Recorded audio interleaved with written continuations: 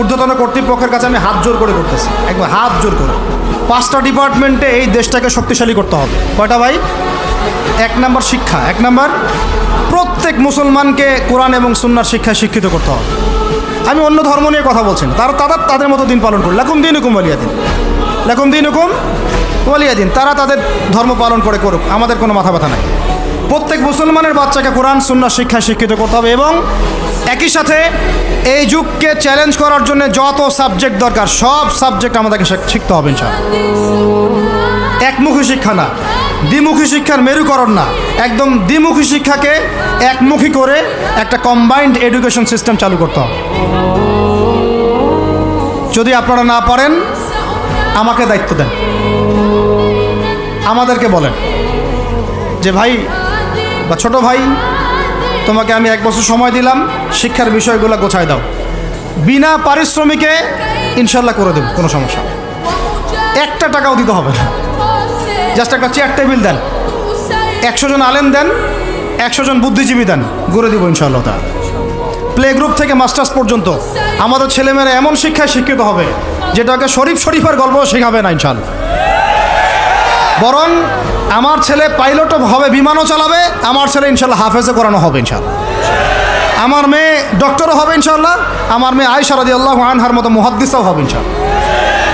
আমাদের এক ভাই সে রাজনীতিবিদও হবে ইনশাআল্লাহ, জুমার খুতবাও দিতে পারবে ইনশাআল্লাহ।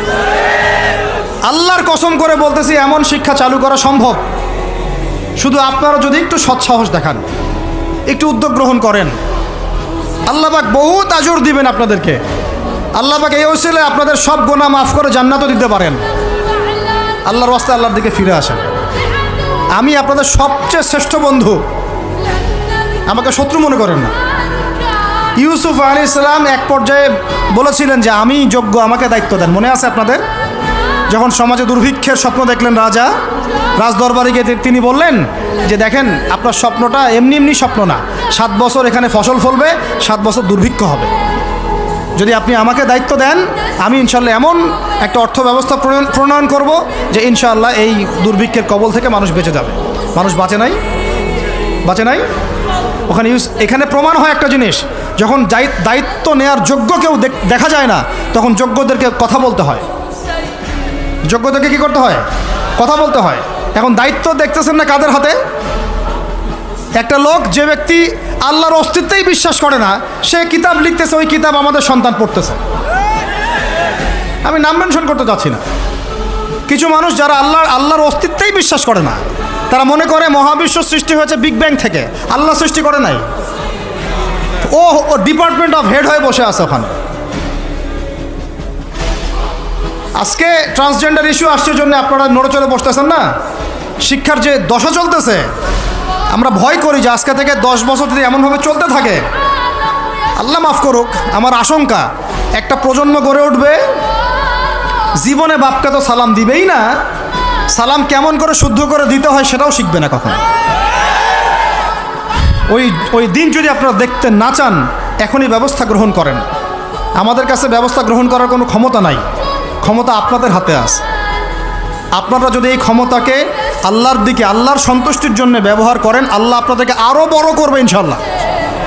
যদি আল্লাহর জন্য এটা আপনার আল্লাহর জন্য ব্যবহার না করেন, এগুলোকে প্রশ্রয় দিতে থাকেন, বিশ্বাস করেন ভাই, ফেরাউন টিকতে পারে নাই, নমরুদ টিকতে পারে নাই, আদ জাতি টিকতে পারে নাই, সামুদ টিকতে পারে নাই, নুহের কওম টিকতে পারে নাই, কমে লুত টিকতে পারে নাই, কমে মাদিয়ান টিকতে পারে নাই, আসহাবুল আইকা টিকতে পারে নাই, মুসার কম বানু ইসরাইল টিকতে পারে নাই। আমরা কোন ক্ষেত কি মূলা, আমরা কোত্থেকে আসলাম? আমরা এগুলো চালায় যাবার আল্লাহ পাক আমাদেরকে একদম জান্নাতুল ফেরদৌস দিবেন এমনটা মনে করছেন? হাদিস কত চমৎকার, কত সুন্দর হাদিস। লাউ ইয়াহদি আল্লাহু বিকা রাজুলান ওয়াহিদান খায়রুল লাকা মিন হুমুরিন নাম। তোমার দ্বারা যদি একটা মানুষও আল্লাহর দিকে ফিরে আসে, আল্লাহওয়ালা হয়ে যায়, লাল উট কুরবানি করার চেয়ে বেশি নেকির কাজ। তোমার একটা দাওয়াতে যদি মানুষ আল্লাহর দিনের দিকে ফিরে আসে, ওই আমলকারী সব নেকি তুমি পাবা। যদি একজন সৎ নেতা দাঁড়ায় যায় বলে যে আমরা প্রাইমারি লেভেলেই ক্লাস 1 থেকে 5 পর্যন্ত যে সময়টুকু এই সময়টুকুর মধ্যে আমাদের বাচ্চাদেরকে কোরআন তেলাওয়াত করা বাধ্যতামূলক করে দিলাম, সিলেবাসভুক্ত করে দিলাম, ওই নেতার উপর আল্লাহ রহম করবে ইনশাআল্লাহ। সেই নেতা কোথায়, কে আছে সেই সাহসী নেতা? আমি আপনাদেরকে বলি যারা রাজনীতি করেন, কারণ আমার সাথে আপনাদের কোনো শত্রুতা নাই, আর আমি আপনার শত্রুও না, বরং বন্ধু। আপনারা যারা রাজনীতি করেন, এমন একটা নেতা খালি বের করে দেন, এমন একটা নেতা হয়ে যান খালি ওমরের মতো। আল্লাহ পাক তৌফিক দান করেন আপনাদেরকে, যে আপনারা যদি কোরআন শিক্ষাটাকে বাধ্যতামূলক করে দেন, নবীর হাদিস শিক্ষাগুলোকে বাধ্যতামূলক করে দেন, সিরাত নবীর জীবনী চর্চাগুলোকে বাধ্যতামূলক করেন উচ্চ মাধ্যমিক লেভেলে, দেখবেন এই ছেলেপেলেগুলো আর ওই ইয়াবাখোর হবে না ইনশাআল্লাহ। এরা ওই টিকটক, ফেসবুক আর পাবজি, ফ্রি ফায়ার নিয়ে পড়ে থাকবে না। এরা কিশোর গ্যাংয়ে যোগ দিবে না, এরা জেনা করবে না ইনশাআল্লাহ। এগুলো আপনি ঠেকাতে পারবেন না তো, জেনা ঠেকাতে পারবেন না এখন আপনি। এরা ফ্রি মিক্সিংয়ে চলে গেছে, সবার ফোনে ফোনে পর্ন দেখতেছে। ওরা বাচ্চাদেরকে ধরে ধরে রেপ করতেছে। এখন ছেলেমেয়ের আদমশুমারি যদি করতে পারেন, একটা কুমারিত্ব শুমারি করে দেখেন, 18 বছরের কম কত মেয়ের সতীত্ব নাই, 21 বছরের কম কত ছেলে সতীত্ব নাই, আপনি টেস্ট করে দেখতে পারবেন। এই হলো সমাজের অবস্থা। এখন চলতেছে সমকামিতা, সমকামিতা। আল্লাহর লুতের গজব নেমে আসবে, লুত আলাইহিস সালামের কওমের গজব নেমে আসতে পারে। আল্লাহ হেফাজত করেন আমাদেরকে। সমকামিতা বৈধ করে গিলিয়ে খাওয়ার জন্য ট্রান্সজেন্ডার চালু করতেছে এরা। ছেলে বাইর থেকে ছেলে, মনে মনে মেয়ে, মনটা চায় ছেলের সাথে যৌন সম্পর্ক করতে, নাউজুবিল্লাহ, অথচ বাইর থেকে একটা ছেলে। সমস্যাটা মানসিক না? 3 দিন টানা সকাল বিকাল কারেন্ট শর্ট দেন মাঠের মধ্যে, সব সমস্যা ঠিক হয়ে যাবে ইনশাআল্লাহ। 3 দিন, বাস 3 দিন থেরাপি দেন, ঠিক হয়ে যাবে। এগুলো প্রমোট করতেছে মিডিয়াতে বিভিন্ন নাটক দেখাচ্ছে, এগুলো দিয়ে ফেসবুকে এরকম ক্লিপ দেখানো হচ্ছে, মানুষ লিখতেছে, অধিকার চাচ্ছে। কোন যুগে আসলাম রে ভাই? আমরা কোন যুগে আসলাম? আল্লাহ রাব্বুল আলামিন আমাদের সবাইকে হেদায়েত দান করেন, অন্যায়ের প্রতিবাদ করার তৌফিক দান করেন।